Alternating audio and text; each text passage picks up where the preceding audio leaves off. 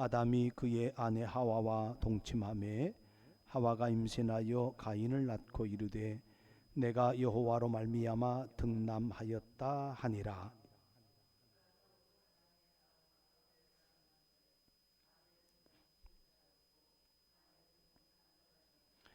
세월이 지난 후에 가인은 땅의 소산으로 제물을 삼아 여호와께 드렸고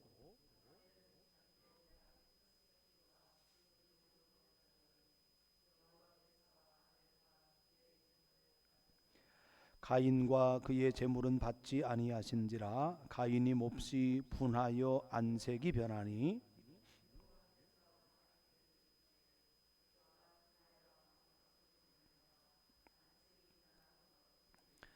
네가 선을 행하면 어찌 낯을 들지 못하겠느냐. 선을 행하지 아니하면 죄가 문에 엎드러져 있느니라. 죄가 너를 원하나 너는 죄를 다스릴지니라.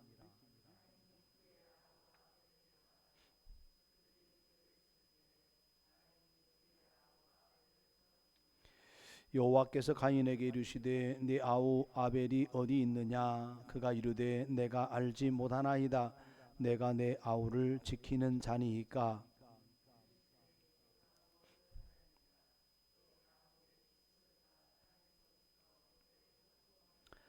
땅이 그 입을 벌려 내 손에서부터 내 아우의 피를 받았은즉 내가 땅에서 저주를 받으리니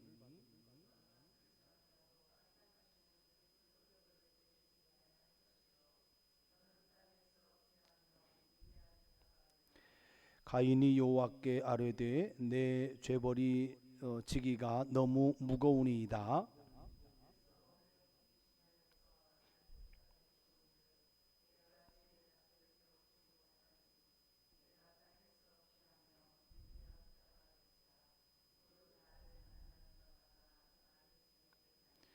여호와께서 그에게 이르시되 그렇지 아니하다. 가인을 죽이는 자는 벌을 7배나 받으리라 하시고 가인에게 표를 주사 그를 만나는 모든 사람에게서 죽임을 면하게 하시니라. 아멘. 사장은 이제 아담과 하와에게서 두 아들이 태어나게 되는 이야기, 가인과 아벨의 출생 이야기, 그리고 그들이 제사를 드리는 것, 그 다음에 가인이 자기 동생을 죽이는 이야기. 그로 말미암아서 가인에게 또 하나님께서 벌을 내리는 또 이야기가 언급이 되어지고 벌을 내리지만 그러나 또 그 벌을 내리는 중에서도 하나님께서 또 가인을 긍휼히 여겨주시는 그 모습을 또 확인하게 되고요. 그러면서 가인이 이제 유리방황하긴 하지만 또 가인의 자손이 또 이렇게 형성이 되어지고 또 아벨 대신에 하나님께서는 아담과 하와를 통하여서 셋을 또 셋이라고 하는 아들을 주는 그 이야기로 창세기 3장이 이렇게 꾸려지게 되어집니다. 오늘 말씀은 이제 15절까지의 말씀이 되게 되는데요. 가인과 아벨이 태어나고 또 가인이 아벨을 죽이는 이야기에 관련된 말씀이 되어집니다. 이 말씀은 사실 3장에서 이어지는 말씀이죠. 아담과 하와가 범죄를 했어요. 그 죄악이 이제 세상 속으로 들어오게 되어진 거죠. 그래서 하나님을 떠난 인간의 실상, 하나님을 배반한 인간의 실상이 4장의 가인과 아벨의 이야기를 통해서 그렇게 어떠한지를 보여주고 있다. 그렇게 보면 됩니다. 1절 말씀 보시죠. 또 흥미로운 이야기가 나옵니다. 아담이 그 아내 하와와 동침을 했습니다. 그런 다음에 하와가 임신을 했고 그리고 누구를 낳았어요? 가인을 낳았습니다. 가인을 낳고 2절에 보면 그가 또 가인의 아우 누구를 낳았다고 이야기를 해요? 아벨을 낳았습니다. 근데 가인을 낳은 이후하고 아벨을 낳은 이후하고 그 반응이 좀 달라요. 자, 1절 보면 임신하여 가인을 낳고 이르되 내가 여호와로 말미암아 뭐했다? 득남하였다. 그러니까 하나님께 감사를 하고 있는 모습이죠. 그러니까 기뻐서 감격해서 하나님께 감사를 하고 있는 그 고백이 나오는데, 근데 2절에 보게 되어지면 아벨을 낳았다 이렇게까지는 되어 있는데 거기에 대한 어떤 소감이나 감정이나 뭐 이런 등등의 이야기는 있어요, 없어요? 또 없어요. 그 차이가 좀 있어요. 장남을 낳았을 때는 기뻐가지고 춤추면서 하나님께 감사를 했는데 차남을 낳을 때는 그런 표현이 없구나. 이런 것은 좀 한번 좀 이렇게 지나가면서 이런 차이가 있었네 이렇게 확인할 수 있는 내용이고요. 그 다음에 언급되어지는 부분이 뭐냐면 직업이 언급이 되어져요. 2절을 보면 아벨은 어떤 직업을 갖고 있었어요? 양치는 직업을 갖고 있었고, 가인은 어떤 직업입니까? 농사하는 직업이었어요. 자, 이걸 보면 약간 좀 뉘앙스가 있어요. 어떤 뉘앙스를 받게 돼요. 어떤 느낌을 받게 되는 것이 뭐냐면, 자, 누가 안정된 삶을 살아갈까요? 아벨과 가인 중에 누가 안정된 삶을 살아갈까요? 농사하는 사람이 안정된 삶을 살아갈 가능성이 더 많아요. 왜 그런 줄 아세요? 정착 생활이니까 그렇습니다. 한 곳에 머물러서 정착 생활을 하고 농사를 해서 거기에서 나오는 양식을 먹고, 그렇죠? 그렇게 안정된 삶을 살아가요. 근데 어때요? 목자는, 양치기는 어떻게 해야 됩니까? 철 따라서 어떻게 해야 됩니까? 이동해야 돼요. 불안정한 삶이에요. 그리고 언제나 무엇에 노출이 되어 있어요? 야생 동물의 뭐 사자, 곰, 호랑이 뭐 이런 것들에 노출이 되어 있기 때문에 불안정한 삶을 살아갈 수밖에 없는 거예요. 그래서 고대 사회에서는 양치기는 굉장히 사회적 약자에 속합니다. 그래서 우리가 목자, 목동 그러면은 약자에 속해가지고 뭡니까? 우리가 신약 시대 속에서도 예수님에게 찾아왔던 목동들 있잖아요. 사회적인 약자들이거든요. 그 약자의 이미지가 양치기 안에 있다. 또 강자의 이미지가 누구 안에 있다?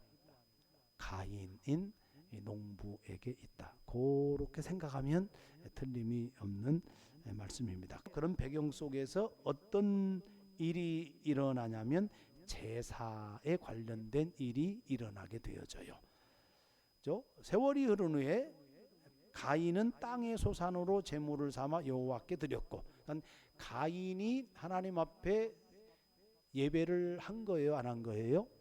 예배를 한 거죠. 그리고 4절에 보면 아벨 역시도 자기도 양의 첫 새끼와 그 기름으로 드렸어요. 그러니까 형제 모두가 다 하나님을 향하여서 뭘 드렸어요? 제사를 드렸어요. 여기에서 우리가 하나 기억해야 될 지점이 있어요. 뭐냐면 아담과 하와가 에덴 동산에서 쫓겨났잖아요. 그러면 그 이야기는 뭐냐면 하나님과 단절되었다는 이야기예요. 영적으로 단절되어졌다. 그것은 영적 죽음이다. 그런 이야기죠. 하나님과 소통할 수 없는 그런 관계가 되어졌다는 이야기예요. 그럼에도 불구하고 제사를 통해서 누구와 소통하는구나. 하나님과 소통하는구나. 이것이 드러나죠. 우리가 창세기 4장을 보면서 생각해야 될 지점이 뭐냐면 하나님과 소통이에요. 우리는 가인이 아벨을 죽였어. 얘는 믿음이 없어서 죽였어. 요 가인과 아벨에게 초점을 맞추기 이전에 가인과 아벨 그리고 하나님과의 관계를 봐야 돼요. 하나님과의 관계를 맺는 방식으로서 무엇이 등장하고 있어요? 제사라고 하는 것이 등장하고 있는 거예요. 그러면 제사라고 하는 여긴 제도화가 되어지지 않은 때거든요. 이때는 그렇죠. 그럼 제사라고 하는 것을 통해서 하나님과 소통할 수 있는 것은 상식적으로 생각해서 누가 허락한 걸까요? 누가 이런 방식을 허락한 걸까? 당연히 하나님께서 요청을 한 걸 거예요. 성경에 기록되어 있지는 않지만은 하나님께서 요청한 방식일 거란 말이에요. 그러면 이 제사라고 하는 것은 하나님께서 사람들에게 준 뭐가 되는 거예요? 은혜가 되는 거죠. 모세에게 주었던 율법도 하나님의 은혜죠. 그 이전에 하나님과 가인과 아벨, 그 다음에 그 이후에 후손들이 하나님과 소통하는 제사라고 하는 방법, 그 방식도 하나님께서 이들에게 허락해 주신 은혜다라고 하는 것을 우리가 생각을 해야 돼요. 그런 관점으로 늘 가지고 있어야 됩니다. 그러니까 하나님의 은혜로 말미암아 사람은 언제나 하나님과 소통하는구나. 그걸 생각을 해야 된다 하는 그런 말입니다. 근데 문제는 뭐냐면 아벨과 그의 제물은 받고 가인과 그의 제물은 받지 않았다라고 하는 이야기가 되어지는 겁니다. 이 부분 가지고 사실은 좀 왜곡되어져서 이야기되어지는 해석들이 있어요. 해석이 있어요. 어떤 해석이냐면 아벨은 양의 첫 새끼를 드렸기 때문에 하나님께서 받으셨다. 이런 주장이에요. 이 양은 또 누구를 상징한다? 예수 그리스도를 상징한다. 이렇게 해석을 한단 말이에요. 내 말씀을 계속해서 창세기 3장 15절이나 3장 21절 설명할 때도 이야기를 언급을 했지만 이 사람들이 모세가 예수님을 알아요? 몰라요? 전혀 몰라요. 이 성경이 기록될 당시의 사람들은 예수님에 대한 지식이 전혀 없어요. 그러니까 아벨이 예수님을 생각을 해서 양을 잡아서 하나님께 제물을 드렸다라고 이야기를 하면 너무나 많이 나간 이야기예요. 아벨은 직업이 뭡니까? 양치는 목자잖아요.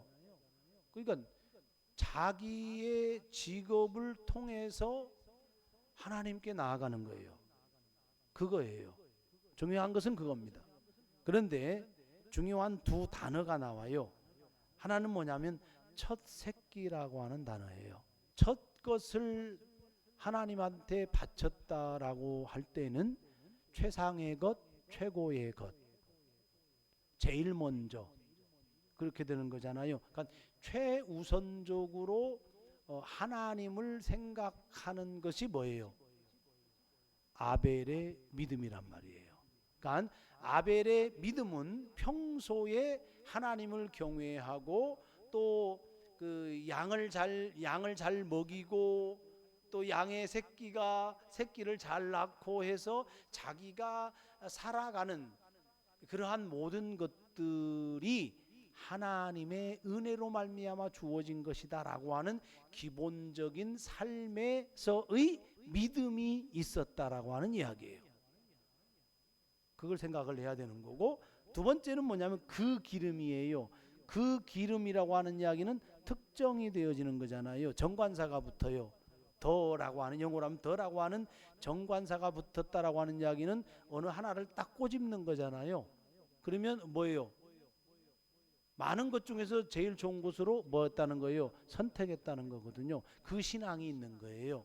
그러니까 최상의 것, 최고의 것, 첫 것, 그러니까 하나님의 은혜를 우선으로 생각하는 믿음, 하나님을 경외하는 믿음, 하나님께 감사하는 믿음, 평소에 그러한 것이 되어 있다라고 하는 이야기예요. 그래서 히브리서 기자는 히브리서 11장에서 보게 되어지면 아벨은 가인보다 믿음으로 더 나은 제사를 드렸다, 이렇게 고백을 하고 있는 거거든요. 믿음으로 드렸다는 이야기예요. 그러니까 아벨과 그의 제물을 하나님께서 받으신 것은 뭐냐면 무슨 제사이기 때문에, 믿음의 제사이기 때문에 하나님께서 받으신 거예요. 자, 그런데 가인이 드린 제사를 한번 봐요. 만약에 땅의 첫 소산으로 제물을 삼아 요 내용이 들어갔으면 가인의 제사도 받았을 거예요. 근데 그냥 땅의 소산으로 이렇게 돼 있어요. 그러니까 하나님을 의식하지 않는 거예요. 어찌 보면 습관 따라서 그냥 드리는 제사 이렇게 보는 거예요. 아무 생각 없이 그냥 습관 따라서 자기 마음대로 드리는 제사이었던 겁니다. 아벨은 그의 인격이 삶에서 묻어나왔고 그 삶에는 또 믿음의 열매가 있는 거고 그것을 통하여서 하나님께 제사를 드린 거예요. 그래서 아벨과 그의 제물은 받았다 그래요. 아벨이라고 하는 인격을 받은 거예요. 그리고 가인과 그의 제물은 받지 않았다 그래요. 그러면 가인의 인격을 받지 않은 거고 가인의 삶을 받지 않은 거고 가인이 드린 제물도 받지 않은 것이 되어지는 겁니다. 핵심은 뭐냐면 삶에서 일상의 삶에서 믿음의 부재, 믿음이 없었다. 그래서 가인과 그의 제물은 받지 않고 아벨은 그 반대로 삶에서 믿음이 있었기 때문에 아벨과 그의 제물은 받았다라고 하는 그런 말씀인 거예요. 그러니까 가인이 선한 삶, 즉 하나님을 경외하고 믿음의 삶을 살지 않은 것에 그것을 우리가 엿볼 수 있는 말씀은 뭐냐면 7절 말씀이에요. 네가 선을 행하면 어찌 낫을 들지 못하겠느냐. 선을 행하지 아니하면 죄가 문에 엎드려 있느니라 하면서 죄가 너를 원하나 너는 죄를 다스릴지니라 이렇게 얘기했거든요. 이건 무슨 말이냐면 야 너는 죄를 다스리는 삶을 살아야 돼. 너는 죄를 다스리는 삶을 살았어야 돼 이런 거예요. 너의 죄 때문에 너는 낯을 들지 못하는 거잖아 지금. 이것이 가인의 삶의 모습이었던 거죠.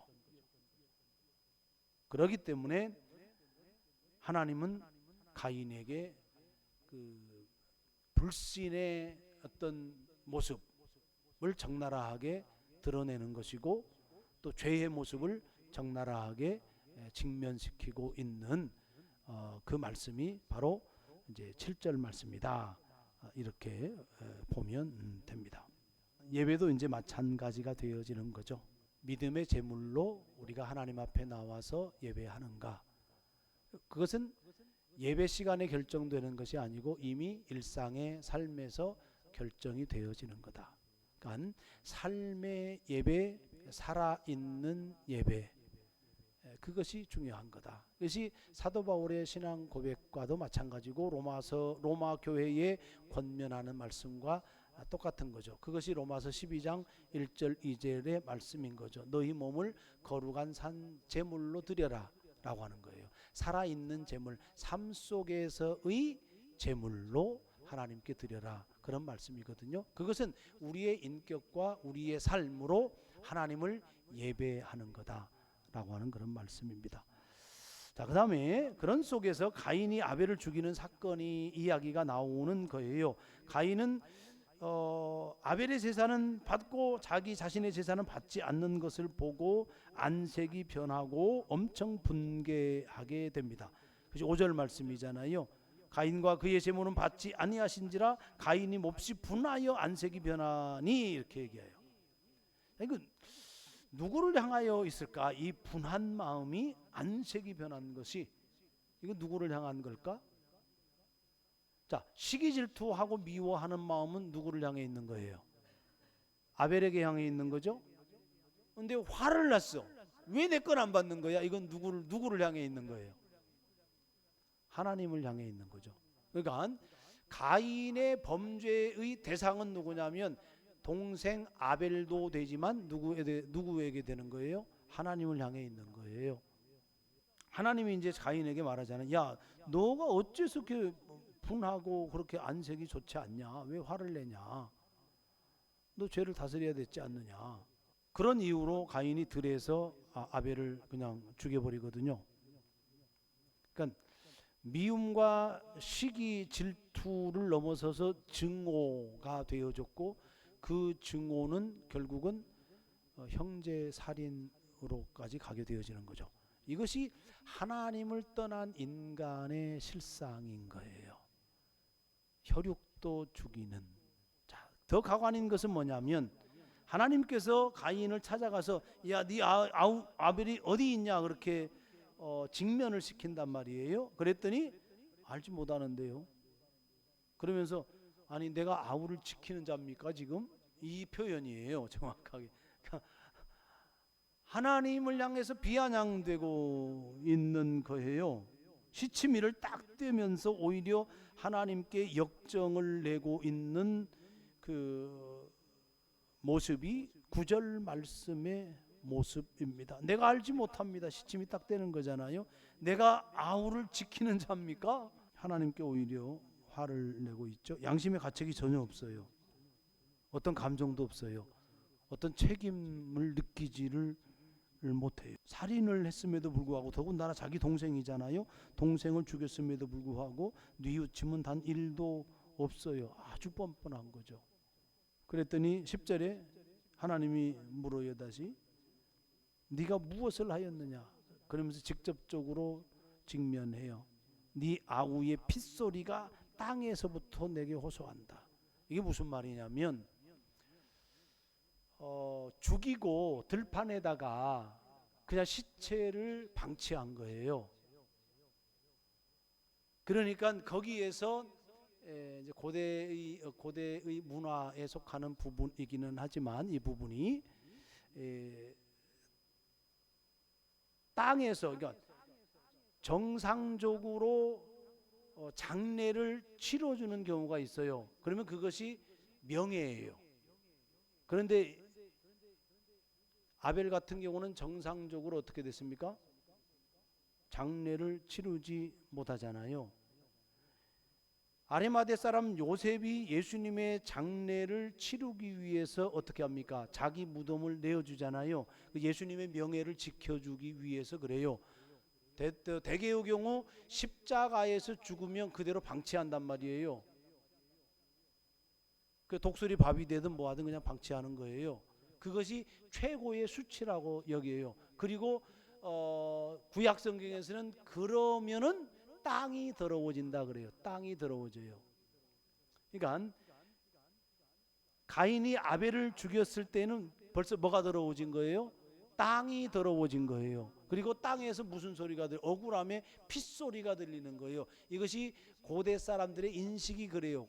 그래서 이 표현을 한 거예요. 그래서 하나님도 이 가인을 저주할 때 무엇을 저주합니까? 그래서 뭘 저주해요? 땅을 저주해요. 땅이 그 입을 벌려 내 손에서부터 내 아우의 피를 받았은즉 네가 땅에서 저주를 받으리니 그래요. 땅을 저주합니다. 그 땅을 저주한다는 의미는 매우 커요. 그래서 땅을 저주를 하는데 어떻게 됩니까?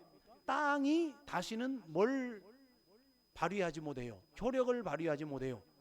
농사를 지어도 열매를 거둘 수 없는 거죠. 죽은 땅이 된다는 이야기예요. 아무런 살아있는 열매를 먹을 수 있는, 양식으로 삼을 수 있는 것을 제공하지 못한다. 땅이. 왜? 저주를 받아서. 그러면 땅에서 살 수 있는 길이 있어요, 없어요? 땅에서 못 살아요. 자, 그러면 땅이 저주를 받는다는 이야기는 무엇과 직결이 됩니까? 가인의 무엇과 직결이 돼요? 생명과 직결이 되어지는 거예요. 그래서 뭐라고 이야기합니까? 유리한다. 광야에서 유리한다. 유리 방황한다. 떠돌이 인생, 방황하는 인생. 먹을 것을 구하기 위해서 방황하며 먹을 것을 찾아다니는 인생인 거죠. 그런데 광야에서, 황무지에서 먹을 것을 찾기 위해서는 또 무엇에 노출이 됩니까? 더위와 추위와 들짐승에 노출이 되는 거잖아요. 그러면 그 사람의 생명은 거반 어떻게 되는 거예요? 죽었다고 보는 거죠. 죽었다고 보는 거예요. 자, 이스라엘 백성들이 가장 죄를 지었을 때 가장 큰 벌이 뭔 줄 알아요? 출교예요. 출교. 이스라엘 공동체에서 쫓아내는 거예요. 왜냐하면 공동체에 속하지 않고 살아갈 수 있는 방법이 거의 없어요. 공동체에서 쫓겨나면 거반 죽은 거예요. 그래서 출교라고 하는 것이 가장 큰 벌에 속하는 겁니다. 자, 그러면 땅이 저주를 받는다, 유리방황한다, 이 의미가 얼마나 큰 무거운 벌인지 알 수 있는 거죠. 자, 그래서 13절에 보면 이렇게 얘기합니다. 가인이 여호와께 아뢰되 내 죄벌이 지기가 너무 무겁습니다. 제가 지금 설명했던 그 내용입니다. 피하면서 돌아다닐 때에 누가 나를 만나면 나를 죽일 것 같다, 이런 얘기를 해요. 그러니까 땅을 저주하는 순간, 유리방황하는 순간 가인은 거반 죽은 목숨이라고 하는 사실을 누가 알아요? 가인 스스로 안 거예요. 그러니까 이 형벌은 매우 중한 벌이다 라고 하는 그런 말씀인 거예요. 그런데 생각을 해봐요. 구약 성경의 그 뭡니까 형법을 보게 되면 이는 이로, 눈은 눈으로 그렇잖아요. 생명은 생명으로 그렇잖아요. 근데 그 법이 정해지기 전에 사건이긴 하지만 형제 살인을 했으니 마땅한 형벌은 뭐가 돼야 돼요? 사형이 돼야 되잖아요. 사실 죽어야 마땅한 거예요. 13절에서 15절 보면 죽입니까 안 죽입니까? 죽이지 못하게 한단 말이에요. 살려준단 말이에요. 죽이지 못하게 해요. 가인은 참 죽을 것 같습니다. 100% 나는 죽습니다. 이렇게 얘기를 하지만 15절에 보면 하나님께서는 그렇지 아니하다, 그렇지 아니하다 이렇게 얘기를 해요. 그렇지 아니하다. 오히려 가인을 죽이는 자는 벌을 7배나 받을 거야. 그러면서 가인에게 표를 줘요. 그 표를 보여주면 사람들이 가인을 죽이지 못하는 거죠. 그러면서 모든 사람에게서 죽임을 면하게 하시니라. 이렇게 하면서 이 사건이 일단은 일단락이 됩니다. 벌을 주시지만 또 보호하시는 하나님, 정죄를 하시지만 생명을 보호하시는 하나님. 악인은, 하나님은 악인을 틀림없이 심판하고 벌을 주시지만, 그러나 악인이라 할지라도 쉽게 그 악인을 포기하지 않으신다. 이게 은혜인 거예요. 이게 하나님의 마음인 거예요. 비록 악인일지라도, 비록 살인죄를 저질렀을지라 하더라도 그를 쉽게 포기하지 아니하는 하나님이시다 라고 하는 그런 말씀입니다. 우리가 그 은혜 안에 살아가고 있음을 감사해야 됩니다. 바라건대 아벨처럼 하나님을 경외하고 하나님을 주로 인정하고 또 하나님의 의와 거룩함을 힘입어서 그렇게 살아가는 믿음의 동역자들 되어지기를 주의 이름으로 축복합니다.